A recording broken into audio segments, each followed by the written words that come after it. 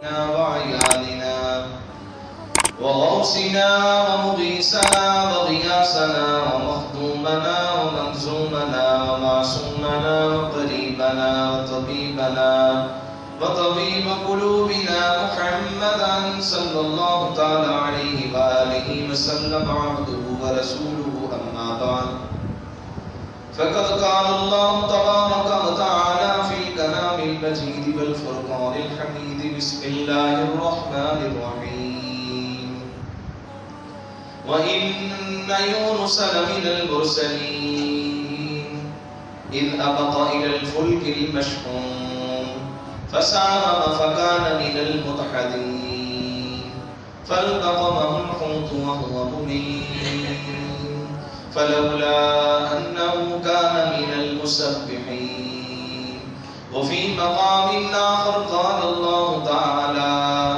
فنادى في الظلمات أن لا إله إلا أنت سبحانك إني كنت من الظالمين فاستجبنا له فنجيناه من الغم وكذلك ننجي المؤمنين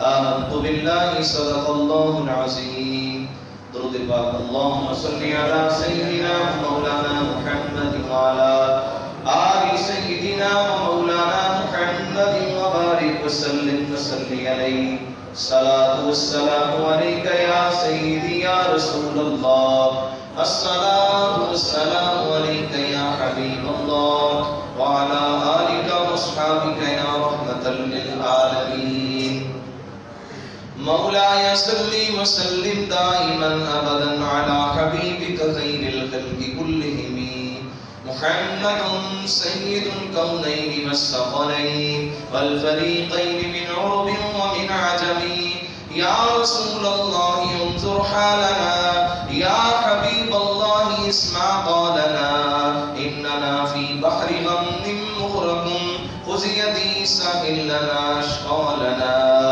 ما إن مدحت محمدا بمقالتي ولكن مدحت مقالتي بمحمد صلی اللہ علیہ وآلہ وسلم.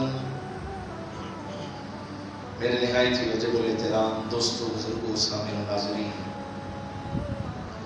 اللہ جل وعلا کی حمد و ثنا کے بعد نبی کریم رؤوف الرحیم شفیع معظم نور مجسم خاتم پیغمبراں خلاصہ کائنات اللہ کے پیارے امت کے سہارے رب کے محبوب دانائے غیوب حضرت محمد مصطفیٰ احمد مجتبیٰ صلی اللہ علیہ وسلم کی بارگاہ میں درود و سلام کا نذرانہ پیش کرنے کے بعد دعا کرتے ہیں اللہ پاک ہم سب کی جمعۃ المبارک کی حاضری اپنی بارگاہ میں قبول فرمائے.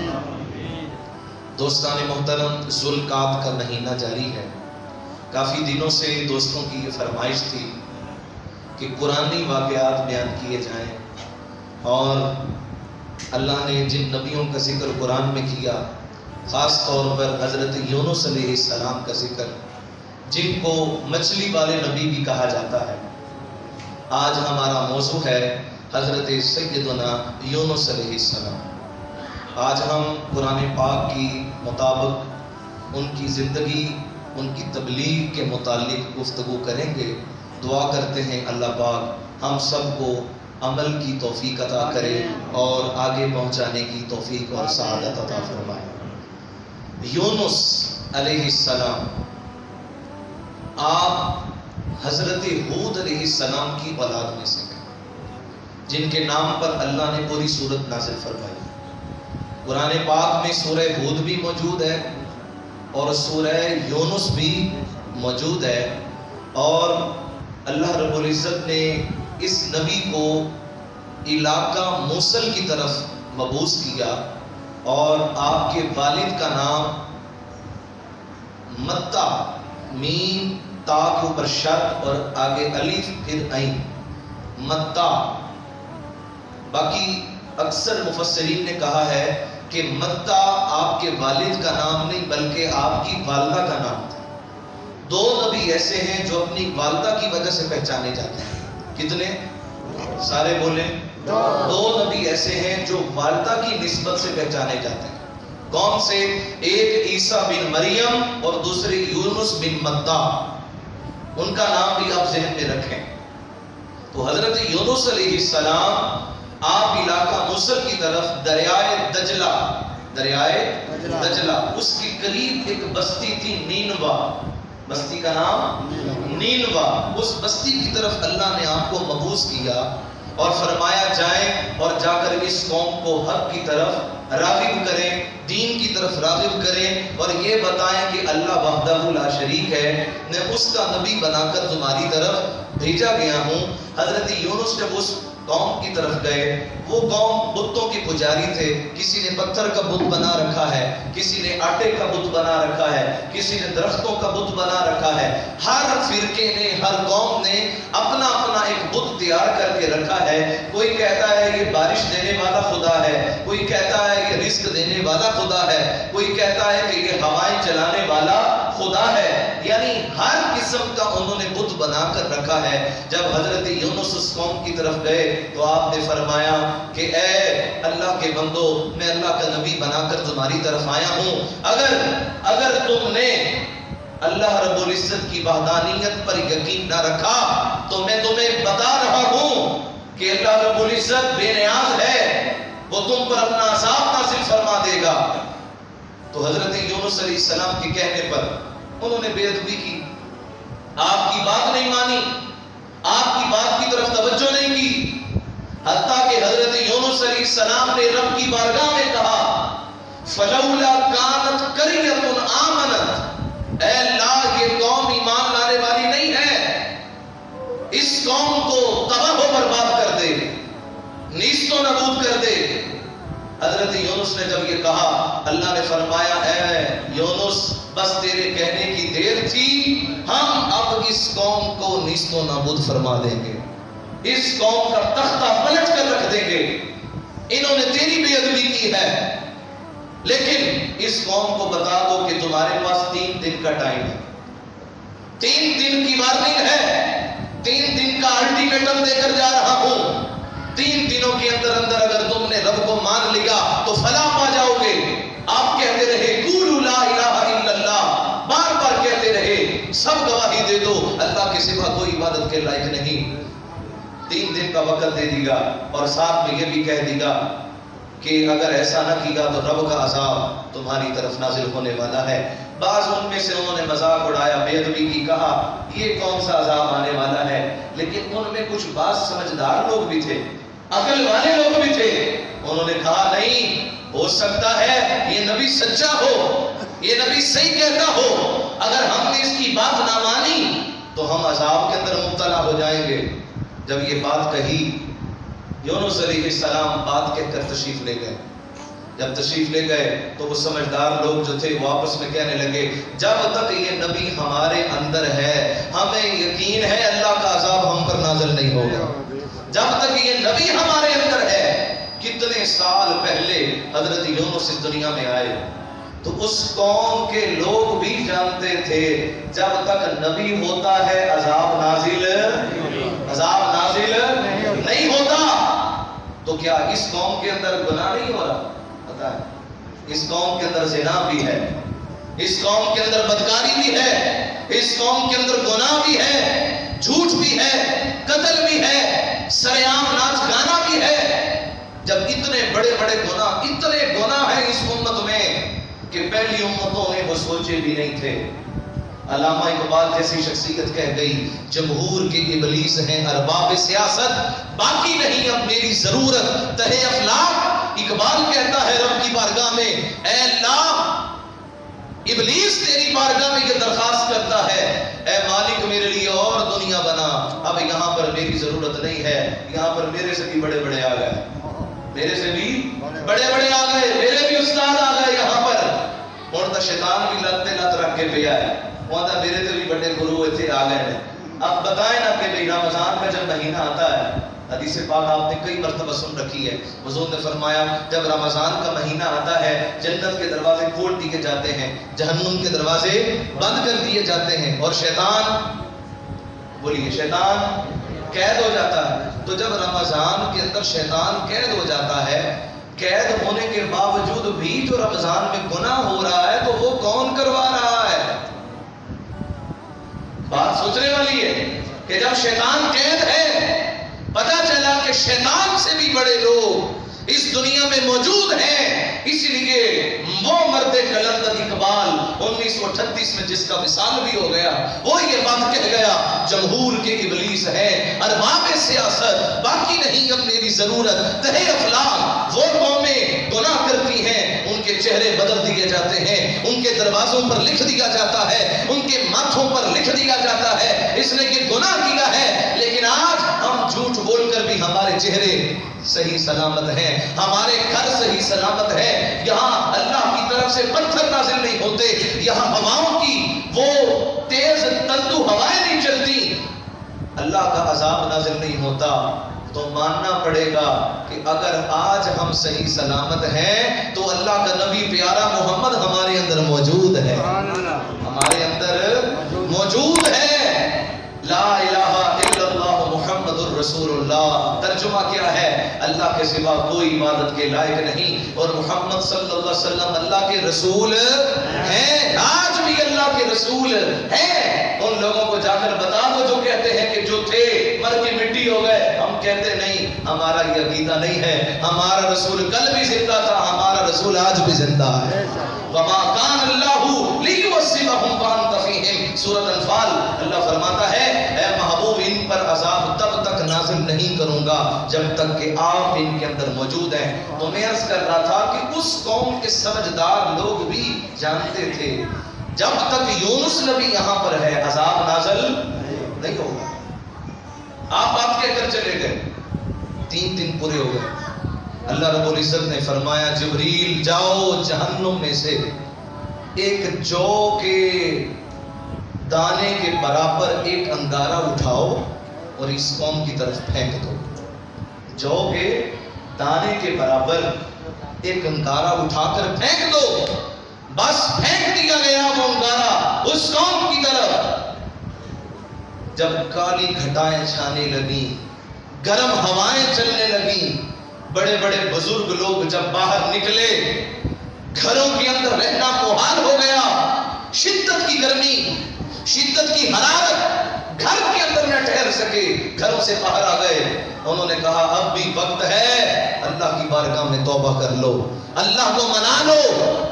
پوری امتوں میں سے واحد امت حضرت یونس کی امت ہے، جنہوں نے عذاب دیکھا فوراً توبہ کر لی۔ اللہ کا قرآن کہتا ہے کہ جب انہوں نے توبہ کی ہم نے ان کی توبہ کو قبول فرما لیا، ان کی توبہ کو۔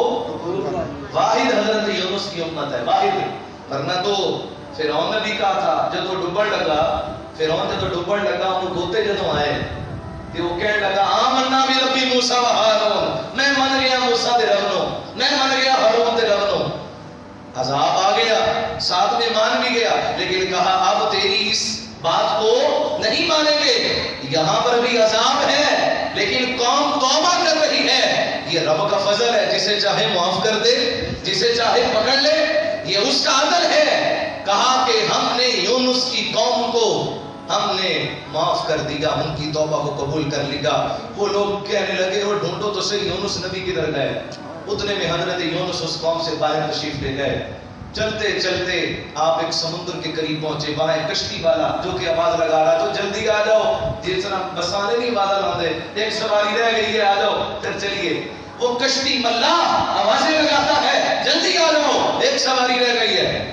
حضرت یونس جا کر اس کشتی کے اوپر سوار ہو گئے، اس نے کشتی چلائی۔ جب کشتی درمیان میں پہنچی تو کشتی ڈولنے لگی، ہچکولے کھاتی ہے۔ وہ جو ملاح تھا نہ آگے جاتی ہے کشتی نہ پیچھے جاتی ہے، بڑا پریشان، کہا یہ تو ڈوب جائے گی۔ اس نے سواریوں کو، سینکڑوں سواریاں بیٹھی ہیں، ان سے مخاطب ہو کر کہنے لگا تم میں سے کون ہے جو اپنے مالک کا بھگوڑا غلام ہے اور بھاگ کر آیا ہے، بغیر اجازت کے آیا ہے؟ کوئی ہے تم میں سے؟ ہمارا تجربہ ہے جب بھی کوئی اس طرح کا معاملہ ہماری کشتی ڈولتی ہے، کوئی نہ کوئی بھاگا ہوا غلام ہماری کشتی میں ہوتا ہے جس کی وجہ سے ہماری کشتی پر یہ عذاب آتا ہے، لہٰذا تم میں سے کون ہے؟ سارے چپ کر کے بیٹھے رہے۔ انہوں نے قرآن اندازی کی، جب قرآن اندازی کی تو حضرت یونس کا نام آ گیا۔ دوبارہ قرآندازی کی، پھر حضرت یونس کا نام، تیسری مرتبہ قرآندازی کی، پھر حضرت یونس کا نام آیا۔ 3 مرتبہ پورا کرنے کے بعد بار بار یونس نبی کا نام آتا ہے۔ حضرت یونس آپ سمجھ گئے، کہا کہ میں نے رب کی وحی کا انتظار نہیں کیا، میرے مالک کی اجازت کے بغیر میں اس کشتی میں آ گیا۔ ورنہ یہ بات یاد رکھیں، ہر نبی گناہ سے پاک ہوتا ہے، ہر نبی معصوم ہوتا ہے، گناہوں سے پاک ہوتا ہے۔ اگر کوئی آپ اس کو کوئی لفظ دینا چاہیں تو آپ اس کو رائے اجتہادی کہہ سکتے ہیں کہ انہوں نے اپنی رائے اختیار کی اور اللہ کی اجازت کے بغیر کشتی میں تشریف لے آئے۔ بس انہوں نے کہا کہ تمہیں کشتی میں سے چھلانگ لگانی پڑے گی۔ حضرت یونس علیہ السلام نے قمیض کے بٹن کھولے، آپ نے اپنا کرتا اتارا اور اس سمندر کے اندر جب آپ تشریف لے گئے، اللہ نے فوراً مچھلی کو حکم دیا، اے مچھلی جلدی کر، میرا نبی ڈوبنے نہ پائے، یہ میرا نبی ہے، بے شک آیا میری اجازت کے بغیر ہے لیکن ہے تو میرا نبی، لہٰذا یہ میرا ذمہ ہے کہ میں نے ہر نبی کی حفاظت کا ذمہ اپنے اوپر لیا ہے۔ جس طرح قرآن کی حفاظت کا ذمہ مجھ پر ہے، اسی طرح ہر نبی کی حفاظت کا ذمہ مجھ پر ہے، لہٰذا اے مچھلی جلدی سے آ جا اور میرے نبی یونس کی حفاظت کر۔ اس مچھلی نے حضرت یونس کو اپنے پیٹ میں رکھا، پیٹ میں داخل کیا۔ علماء فرماتے ہیں حضرت یونس علیہ السلام مچھلی کے پیٹ میں تشریف لے گئے، 1 دن گزرا، 2 دن گزرے، 3 دن گزرے۔ علامہ اسماعیل حقی کہتے ہیں اس مچھلی کو رب نے حکم دیا کہ میرے نبی کو خراش تک نہ آئے اور اس کی حفاظت ہو۔ وہ مچھلی جو کہ سمندر میں تھی، اس نے 7 سمندروں کی سیر کروائی، حضرت یونس کو 7 سمندروں کی سیر کروائی۔ اچھا میں کہتا ہوں وہ جو مچھلی تھی جس نے سیر کروائی، اس کے پیٹ میں کون سا شیشے لگے ہوئے تھے جس میں سیر ہو رہی ہے؟ وہ تو مچھلی کا پیٹ ہے، اور مچھلی کے پیٹ میں تو اندھیرا۔ ایک نبی یونس ہے جو مچھلی کے پیٹ میں رہ کر 7 سمندروں کی سیر کر رہا ہے اور باہر کے مناظر بھی دیکھ رہا ہے۔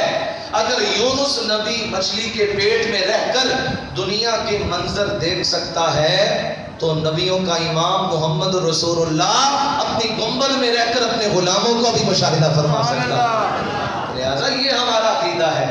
تو وہ حضرت یونس جب دیکھ سکتے ہیں تو نبیوں کے امام کی بصارت کا عالم کیا ہوگا؟ اللہ اکبر۔ حضرت یونس علیہ السلام سیر کرتے رہے حتیٰ کہ آپ نے مچھلی کے پیٹ کو مسجد بنا لیا، وہیں سجدے کرتے رہے، وہیں قیام کرتے رہے، وہیں رکوع کرتے رہے، وہیں رب کی عبادت کے اندر مصروف ہو گئے۔ اب آپ کا دل نہیں کرتا کہ میں مچھلی سے باہر جاؤں، رب کی عبادت کے اندر مصروف ہیں۔ رب معراج کرواتا ہے، حضرت یونس کو اپنی زیارت کا دیدار بھی اس کا شرف عطا کرتا ہے، ریاضتیں بھی ہو رہی ہیں، عبادتیں بھی ہو رہی ہیں اور بڑے بڑے مناقب مچھلی کے پیٹ کے اندر ہو رہے ہیں۔ اللہ اکبر۔ حتیٰ کہ ایک وقت آیا کہ وہ زیارت کا سلسلہ منقطع ہو گیا۔ اب حضرت یونس کا دل نہیں لگتا، مچھلی کے پیٹ میں دل نہیں لگتا۔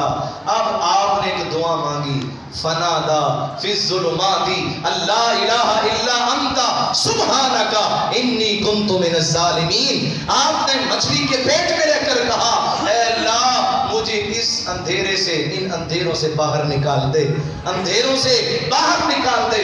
اندھیرا تو ایک ہی ہوتا، باہر چلے جائیں اندھیرا وہی اندھیرا، آپ کمرے میں آ جائیں پھر وہی اندھیرا، آپ چھت پر چلے جائیں اندھیرا ایک ہی ہے، مسجد میں آ جائیں اندھیرا وہی ہے۔ لیکن حضرت یونس نے کہا ظلمات، اندھیروں کی جمع، اندھیر کی جمع، اندھیر بہت زیادہ اندھیر۔ اللہ کے نبی علیہ السلام سے پوچھا گیا، یا رسول اللہ یونس نبی نے کتنے اندھیروں سے پناہ مانگی؟ حضور نے فرمایا حضرت یونس نے 3 اندھیروں سے پناہ مانگی۔ کتنے؟ 3 اندھیروں سے۔ کہا وہ کون کون سے تھے؟ حضور نے فرمایا ایک رات کا اندھیرا، دوسرا مچھلی کے پیٹ کا اندھیرا اور تیسرا سمندر کا اندھیرا۔ اس لیے جمع کا صیغہ قرآن میں آیا، فنادا فی الظلمات۔ انہوں نے کہا اے اللہ مجھے ان اندھیروں سے نجات عطا فرما، بے شک تیرا کوئی شریک نہیں، تیرے علاوہ کوئی عبادت کے لائق نہیں، انی کنت من الظالمین، بے شک میں ظالموں میں سے تھا، میں ظالموں میں سے تھا. اس کا اتنا مطلب ہرگز یہ نہیں ہے کہ حضرت یونس علیہ السلام معاذ اللہ آپ ظالم تھے. اگر کوئی یہ عقیدہ رکھے وہ شخص کافر ہو جائے گا. اللہ کا نبی کوئی بھی ظالم نہیں ہوتا. تو پھر اس دعا کا مطلب کیا ہے؟ ایک مثال سے آپ کو سمجھاؤں. مثلا یہ ہماری مسجد کے اندر بوڑھے آپ بزرگ تشریف فرما ہے سفید داڑھیوں والے. ان سے میں کہتا ہوں کہ بابا جی میرے حق میں دعا کریں. یہ بابا جی آگے سے کہیں گے کہ قاری صاحب ہم تو گنہگار ہیں, ہم تو گنہگار ہیں, ہم تو خود آپ سے دعا کی التجا کرتے ہیں, لہذا مہربانی کریں. تو پھر انہوں نے تو زبان سے کہا میں گنہگار ہوں. اب میں کیا پورے زمانے کو بتاؤں گا یہ بزرگ کہتا ہے میں گنہگار ہوں؟ کیا ان کے نام کے ساتھ گنہگار لکھوں گا؟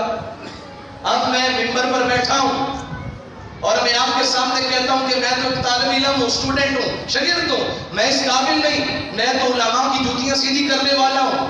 میں تو علماء کے پاؤں کے ساتھ لگنے والے مٹی کے ذرات سے بھی کمتر ہوں. اگر میں یہ جملہ کہہ دوں, حالانکہ میرے پاس ایم اے کی ڈگری بھی ہے, میں نے مدرسوں کے اندر جا کر دھکے کھا کر 8 سالہ درس نظامی بھی کیا ہے, حفظ کی کلاس کے اندر حفظ بھی مکمل کیا ہے. لیکن اگر کوئی بندہ میری زبان سے یہ سونے بھی قاری صاحب کہتے ہیں کہ وہ تو مٹی سے بھی کمتر ہے, اور وہ بندے کو جا کر بتائے, تو یہ انسان کی اپنی عاجزی ہے, اپنی عاجزی ہے, اس کی اپنی درویشی ہے جس کی نسبت سے وہ جملہ یہ کہتا ہے. اس کا مطلب ہرگز یہ نہیں کہ وہ جو کہہ رہا ہے وہ یہ ہے. وہ تو اپنی عاجزی, غرور اور تکبر سے بچنے کے لیے وہ یہ جملہ کہتا ہے. اسی نسبت سے اللہ کے نبی یونس نے کہا لا الہ الا انت سبحانک انی کنت من الظالمین. اے اللہ تیرے علاوہ کوئی عبادت کے لائق نہیں اور بے شک میں ظالموں میں سے ہوں, میں ظالموں میں سے تھا. لہذا اس کا مطلب ہرگز یہ نہیں کہ حضرت یونس ظالم ہیں. یہ آپ کی عاجزی تھی, یہ آپ کی انکساری تھی جس کی نسبت سے آپ نے یہ جملہ کہا. بعض مولویوں کا تو دماغ ویسے ہی خراب ہو جاتا ہے, وہ اتنی گستاخی کر بیٹھتے ہیں نبیوں کی شان میں معاذ اللہ, حتیٰ کہ یہ جملہ کہہ بیٹھتے ہیں کہ دیکھو نا یونس نبی سے گناہ ہوا تھا اور اللہ نے ان کو سزا دی اور مچھلی کے پیٹ کے اندر سزا میں رہے. میں کہتا ہوں کہ نہیں, نہ ان سے گناہ ہوا نہ اللہ نے ان کو سزا دی. کہا کہ پھر مچھلی کے پیٹ کے اندر کیوں رہے؟ میں نے کہا یہ ان کا معجزہ تھا, یہ ان کا معجزہ تھا.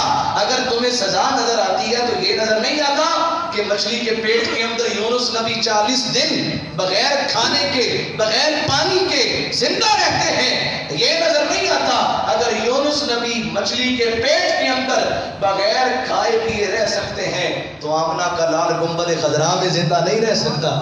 تو لہٰذا یہ نظریہ ہونا چاہیے نبیوں کے متعلق. اور یہ بات یاد رکھیں, علامہ اسماعیل حقی فرماتے ہیں کہ 40 دن, کتنے دن؟ 40 دن یونس نبی پیٹ میں رہے, مچھلی کے پیٹ میں. تو جس مچھلی نے 40 دن تک حضرت یونس کو اپنے پیٹ میں رکھا, امام غزالی فرماتے ہیں 10 جانور ایسے ہیں جو کہ قیامت کے دن جنت میں جائیں, باقی جتنے بھی ہیں اللہ ان کے متعلق فرمائے گا مٹی ہو جاؤ. ان کا حساب, یعنی ایک بکری نے اگر کسی دوسری بکری کو دنیا میں سینگ بھی مارا ہے نا, اس کا بھی حساب بکری کو دینا پڑے گا.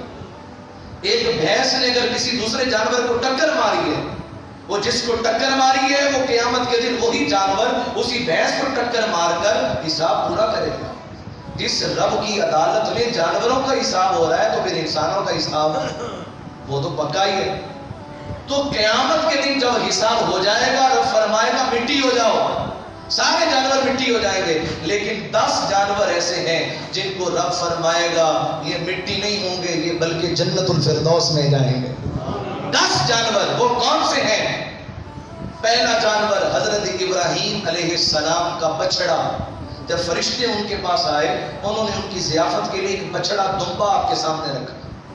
دوسرا حضرت اسماعیل کو جب ذبح کیا جانے لگا ان کی جگہ پر ایک دمبا جنت سے لایا گیا, وہ بھی جنت میں جائے گا. تیسرا کون؟ حضرت صالح علیہ السلام کی اونٹنی, وہ بھی جنت میں جائے گی. چوتھا حضرت سلیمان علیہ السلام کی وہ چونٹی جس کے ساتھ آپ نے گفتگو کی اور وہ چونٹی کی بات سن کر حضرت سلیمان مسکرا پڑے, وہ چونٹی بھی جنت میں جائے گی. पांचवा, असहाबे काफ का कुत्ता, जिस कुत्ते की निस्बत अल्लाह के वलियों के साथ हो गई, क़यामत के दिन रब्बे जुल जलाल उस कुत्ते को भी जन्नत में दाखिल फरमा देगा। कितना मुकाम है, आप अंदाजा लगाएं। एक कुत्ता होकर जन्नत में जा रहा है, और अगर क़यामत के दिन उसी कुत्ते ने हमसे कह दिया, मुझे तो तुम गाली के तौर पर इस्तेमाल करते थे, आज तुम जहन्नुम में जा रहे हो, मैं नापाक होकर मैं जन्नत में जा रहा हूँ, ये सोचने का मकाम है। फिर कौन सा जानवर? फरमाया हुदहुद, वो हुदहुद परिंदा जिसका जिक्र अल्लाह ने कुरान में किया, और जिस परिंदे के जरिए हजरत सुलेमान ने मलका बिल्किस की तरफ पैगाम भेजा, वो हुदहुद परिंदा भी जन्नत में जाएगा। फिर आकर सलाम की ऊँटनी, जिस पर हुजूर अलैहिस्सलाम सवारी कर कर मदीना की सैर किया करते थे, वो ऊँटनी भी जन्नत में जाएगी। फिर कौन जन्नत में जाएगा? फरमाया हजरत उज़ैर अलैहिस्सलाम का दराज गोश गधा, वो जन्नत में जाएगा। और 10वें नंबर पे फरमाया हजरत यूनुस अलैहिस्सलाम की वो मछली जिसने 40 दिन तक आपको अपने पेट में रखा, वो मछली भी जन्नत में जाएगी। मैं कहता हूँ लोग मेरे नबी की माँ आमना के मुतालिक बातें करते हैं और माज़अल्लाह कहते हैं कि वो काफिरा थी। अच्छा मुझे बताएं, आप मेरे हाथ भी चूमते हैं, आप मेरी बात की तरफ तवज्जो करें, आप सब जाग रहे हैं, आप मेरी इज्जत भी करते हैं, मेरे पीछे नमाज भी पढ़ते हैं, बेशक जितनी मर्जी आप इज्जत करते हो, हाथ भी चूमते हो। अगर मैं आपके माँ को गाली दूं, आप मेरे पीछे नमाज पढ़ेंगे? आप मेरी इज्जत करेंगे? सारे बोले नहीं करेंगे ना, चाहे मैं कितना ही मुअज़्ज़िज़ क्यों ना हो जाऊं, चाहे कितना बड़ा मुफ्ती क्यों ना हो जाऊं। अगर आपके वालिदैन की इज्जत नहीं करूंगा, आप मेरे पीछे नमाज नहीं पढ़ेंगे। तो मैं अगर आपके वालिदैन को बुरा कहूं, आप मेरे पीछे नमाज पढ़ना छोड़ दें, और जो मेरे नबी की माँ को काफरा कहे, क्या उसके पीछे नमाज हो सकती है? लोग तो कहते हैं जैसे पीछे मर्जी और नमाज पढ़ लो। ये भी देखा करो आगे इमाम कौन खड़ा है, उसका अकीदा क्या है। करबला के मैदान के अंदर नमाजें इधर भी हो रही है, यजीद की सफ के अंदर नमाज इधर भी हो रही है। यहाँ यजीदी है, यहाँ हुसैनी है, यहाँ यजीदियों का इमाम यजीद है और यहाँ हुसैनियों का इमाम इमाम हुसैन है। तो यहाँ भाई आप देखो, फैसला खुद करो, नमाज किसकी है, हुसैनियों की नमाज है या यजीदियों की नमाज है? हुसैनियों की है ना, क्योंकि उन्होंने नीयत बांधी है हुसैन के पीछे। लिहाजा अकीदा वही रखो जो हुजूर के सहाबा का अकीदा है। लिहाजा मैं अर्ज कर रहा हूँ कि वो मछली जिसने 40 दिन तक यूनुस नबी को पेट में रखा, इमाम गजाली कहते हैं कि वो जन्नत में जाएगी। वो 40 दिन तक पेट में रखने वाली मछली तो जन्नत में जाए, और जिस माँ आमना ने 9 माह तक मोहम्मद अरबी को पेट में रखा हो, उस माँ आमना के ईमान का मकाम मर्तबा क्या होगा। हत्ता के अल्लाह रब्बुल इज्जत ने हजरत यूनुस की दुआ को कबूल किया। जब आपने ये दुआ मांगी, जिसको हम आयत करीमा कहते हैं, आयत करीमा ये जो आप बच्चे बच्चे को याद होगी, सारे पढ़े एक दफा मिलकर, ला इलाहा इल्ला अंता सुब्हानका इन्नी कुन्तु मिनज़ ज़ालिमीन। बच्चे बच्चे को आती है। इसकी फजीलत क्या है? मेरे नबी ने फरमाया, मैं तुम्हें इसमें आज़म के बारे में ना बताऊं? या रसूलल्लाह, इसमें आज़म क्या है? फरमाया वही यूनुस नबी की दुआ ही तो इसमें आज़म है। या रसूलल्लाह, क्या उसी के लिए थी? हम भी पढ़ सकते हैं। फरमाया तुमने सुना नहीं, कुरान के अंदर अल्लाह फरमा रहा है कि फस्तजबना लहू फनज्जयनाहु मिनल गम्मी वकज़ालिका नुंजिल मुमिनीन। जब यूनुस नबी ने दुआ मांगी तो हमने उनको हर गम से दूर कर दिया, और कयामत तक आने वाला जो भी मोमिन ये दुआ पढ़ेगा, हम उसके गम को भी दूर फरमा देंगे, उसके गम को भी। फरमाया जो मुश्किल के अंदर इस दुआ को पढ़े, अल्लाह हर उसकी मुसीबत को आसानी में तब्दील करता है। फरमाया जिसके किसी जोड़ के अंदर दर्द हो, सर में दर्द है, हाथ में दर्द है, पेट में दर्द है, आज साढ़े बाबे बुजुर्ग आए दिन कहते साढ़े का गोडे बड़े दर्द करते हैं, किसी के घुटनों में दर्द है, किसी के पाँव में, जिस्म के किसी हिस्से में दर्द है। फरमाया जिसने 40 दिन 40 मरतबा आयत करीमा को पढ़ा, इसकी बरकत से अल्लाह उसको दर्द के अंदर जो है उसको निजात देगा, शिफा देगा, और अगर जिंदा रहा अल्लाह उसके पिछले सारे गुनाह मुआफ कर देगा, और अगर मर गया तो अल्लाह उसको शहादत की मौत अता फरमाएगा। ये आयत करीमा की फजीलत है। اس آیت کو یاد کریں، جس کو آتی ہے سبحان اللہ، جس کو نہیں آتی وہ یاد کرے، اس کی فضیلت ہے۔ تو حضرت یونس نے دعا مانگی، مچھلی کے پیٹ سے باہر آ گئے۔ جب باہر آئے تو چونکہ مچھلی کے پیٹ کے اندر رہنا محال تھا، لیکن پھر بھی آپ کا معجزہ، جب باہر آئے کھال نہیں، جسم کی جو کھال تھی وہ اتر گئی، بال سارے اتر گئے، اب اللہ جسم کا لباس بھی نہیں ہے۔ اب اللہ رب العزت نے آپ کے آنے پر سارا بندوبست کر دیا۔ قرآن پاک میں آتا ہے کہ ایک بیل، اور وہ بیل کوئی عام نہیں تھی، وہ کدو شریف کی بیل تھی۔ کون سی بیل تھی بولیے؟ کدو شریف کی۔ اور کدو کو پسند کیا کریں، اس کے بھی بڑے فوائد ہیں۔ معدے کی تذابیت ہو، جگر کے مرضوں، کانوں کا کوئی مسئلہ ہو، علماء فرماتے ہیں کدو استعمال کرو، اللہ ہر بیماری سے نجات عطا فرما دے گا۔ یہ کدو کو آپ مذاق کے طور پر نہ لیا کریں، یہ کدو کوئی عام چیز نہیں ہے۔ صحیح بخاری کی حدیث نمبر 2092، جس کا دل آتا ہے گھر جا کر کتاب کھول کر دیکھ لے، حدیث پاک موجود ہے۔ انس ابن مالک کہتے ہیں ایک درزی نے حضور کی دعوت کی۔ کس نے؟ درزی نے کہا یا رسول اللہ آپ عرش کے مہمان بنتے، کبھی میں درزی کا بھی مہمان بن جائیں، میرے گھر بھی تشریف لے آئے۔ آقا علیہ السلام نے کہا ہم تمہاری دعوت قبول کرتے ہیں۔ جب حضور گئے تو اس نے آقا علیہ السلام کی استقبال کے لیے جب طعام کا اہتمام کیا، اس نے کدو شریف بنائے، گھر کے اندر کدو پکائے۔ انس ابن مالک کہتے ہیں کہ میں ساتھ ہی تھا، تو میں کیا دیکھتا ہوں آقا علیہ السلام بوٹیاں بھی ہیں، شوربے کا اس نے قدید بنایا، خشک بوٹیاں، اور اس کے اندر کدو بھی تھے۔ آقا علیہ السلام دونوں گریاں ڈال کر کدو نکال کر بار بار کھاتے تھے، بار بار منہ میں رکھتے۔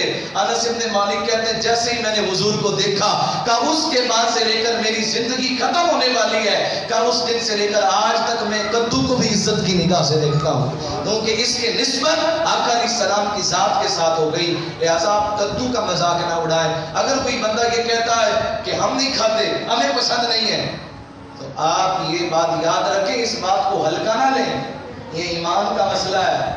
قاضی امام ابو یوسف آپ کدو شریف کی فضیلت بتا رہے تھے، ایک بندہ آ کے کہنے لگا بے شک حضور کو پسند تھا، مینوں پسند کوئی نہیں۔ آپ نے فرمایا جلدی ایمان، فرمایا بندے جلدی کر کلمہ دوبارہ پڑھ، تیرا ایمان نہیں ہے، تیرا کلمہ ختم ہو گیا، تیرا نکاح ختم ہو گیا۔ کہا کیسے؟ کہا کہ جو چیز نبی کو پسند ہے تو نے اس کی بے ادبی کی ہے، تو لہٰذا کہا کہ جلدی کر کلمہ پڑھ، اگر کلمہ نہیں پڑھے گا میں تیرا سر قلم کر دوں گا۔ اسی لیے علماء فرماتے ہیں گستاخی رسول کی ایک ہی سزا، سر تن سے جدا، سر تن سے جدا۔ لہٰذا اگر کدو کی بے ادبی کرنے والا اگر کافر ہو سکتا ہے، تو بھلا بتاؤ جو نبیوں کے امام کی بے ادبی کرے اس کا ایمان کیسی ہو سکتا ہے؟ اللہ اکبر۔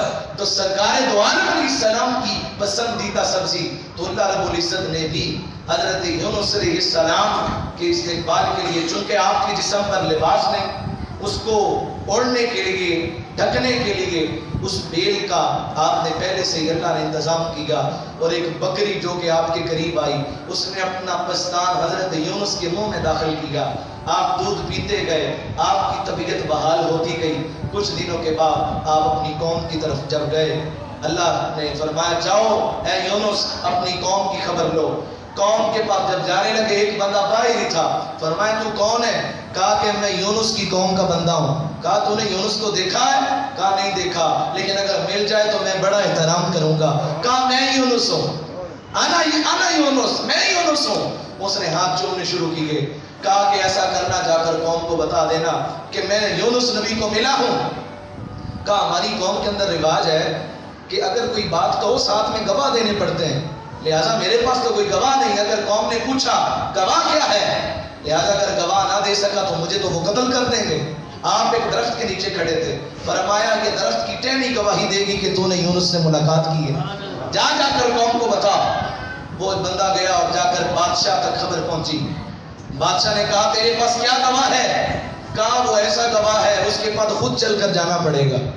بادشاہ سمیت خود چل کر وہاں پہنچے، وہ درخت کی ٹہنی بول اٹھی کہ یہ سچ کہتا ہے، وہ بندہ کہ اس نے یونس نبی سے ملاقات کی، بادشاہ کہنے لگا تو ہمارے لیے اتنا معزز ہے، لہٰذا آج سے تو بکریاں نہیں چرائے گا بلکہ آج سے تو ہمارا بادشاہ ہے۔ 40 دن 40 سال تک اس کو تخت پر بٹھایا گیا اور وہ یونس نبی سے ملاقات کرنے والا سلطنت اس کو عطا کر دی گئی، حتیٰ کہ حضرت یونس نے رب کی بارگاہ میں ایک چھوٹی سی بات کا اعتراض کیا۔ ایک لاڈ ہوتا ہے، ایک ناز ہوتا ہے، کہا باری تعالیٰ میں نے تیری بارگاہ میں عرض کیا تھا اس قوم کو تباہ کر دے، اس قوم کو نیست و نابود کر دے، پھر تو نے اس قوم کو کیوں بچا لیا؟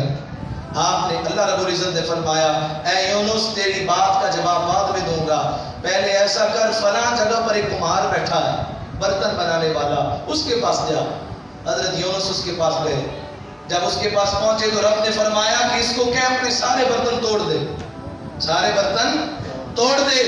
وہ کمہار کہنے لگا حضرت آپ جانتے ہیں کہ میرے پورے سال کی کمائی ہے، میرے بچوں کا رزق ہے، لیکن آپ کے کہنے پر میں توڑ تو دیتا ہوں لیکن مجھے دکھ بڑا ہوگا، مجھے دکھ بڑا ہوگا۔ بس حضرت یونس نے رب کی بارگاہ میں کہا باری تعالیٰ تو کیوں توڑوانا چاہتا ہے؟ اس نے بڑی محنت سے بندے بنائے، یہ برتن بنائے ہیں، اور اگر کسی کے بنائے ہوئے برتن یہ خود توڑے گا اس کو بڑی تکلیف ہوگی، یہ روئے گا، اس کو تکلیف ہوگی، اس کا نقصان ہوگا۔ بس رب ذوالجلال نے فرمایا اے یونس ہم تیری تعلیم کے لیے بات کرنا چاہتے تھے، اگر ایک کمہار برتن بنائے اور وہ اپنے ہاتھوں سے ہی برتن کو توڑ دے اس کو تکلیف ہوتی ہے، لہٰذا تو نے کہا کہ میں نے قوم کے لیے بد دعا کی تھی تو تو نے نیست و نابود کیوں نہیں کیا؟ لہٰذا میں نے ہی تو بندوں کو بنایا ہے، اگر میں ہی بندوں پر عذاب نازل کرتا تو میں خداؤں کو بھی تکلیف ہوتی ہے، لہٰذا اس واسطے میں نے بندوں کو عذاب نہیں دیا۔ سامعین محترم یہ حضرت یونس علیہ السلام کا مختصر سا قصہ جو کہ قرآن پاک کے اندر موجود ہے، یہ ہمارے لیے مضبوطی ایمان کا ذریعہ ہے۔